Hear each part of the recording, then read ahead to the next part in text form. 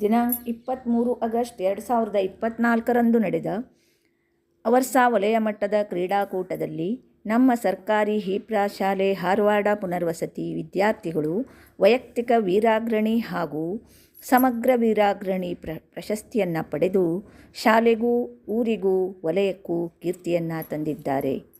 ಹೆಣ್ಣು ಮಕ್ಕಳ 4x100 metre relay, throwball, kho ಆಟದಲ್ಲಿ ಪ್ರಥಮ, 100 ಮೀಟರ್ 200 ಮೀಟರ್ ಓಟದಲ್ಲಿ ಪ್ರಥಮ, ಚಕ್ರ ಎಸೆತ ಎತ್ತರ ಜಿಗಿತದಲ್ಲಿ ದ್ವಿತೀಯ, ಹರ್ಡಲ್ಸ್ ಗುಂಡು ಎಸೆತ ಉದ್ದ ಜಿಗಿತದಲ್ಲಿ ತೃತೀಯ ಸ್ಥಾನವನ್ನು ಪಡೆದಿದ್ದಾರೆ.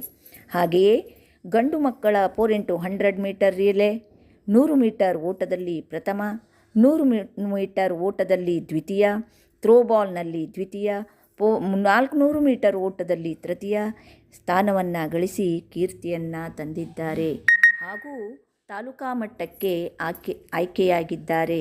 ಇನ್ನು ಹೆಚ್ಚಿನ ತರಬೇತಿಯನ್ನು ಪಡೆದು ತಾಲೂಕಾ ಮಟ್ಟದಲ್ಲಿಯೂ ಗೆದ್ದು ಜಿಲ್ಲಾ ಮಟ್ಟಕ್ಕೆ ಹೋಗುವಿರೆಂದು ಆಶೀರ್ವದಿಸುತ್ತೇನೆ.